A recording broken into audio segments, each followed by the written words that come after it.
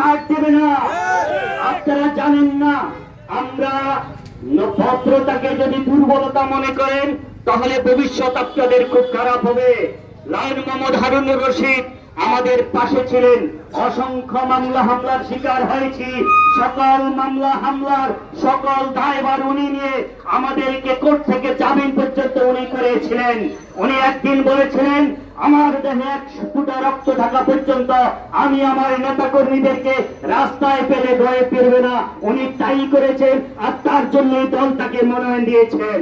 আর তারে শীষ করবেন না। বিএনপি বলবেন স্বতন্ত্র নির্বাচন প্রার্থীর পক্ষে নির্বাচন করবেন, তা যুবদল, ছাত্রদল এবং বিএনপির কোন নেতা কর্মী বেঁচে থাকা পর্যন্ত আর হতে দিবেন না ইনশাআল্লাহ।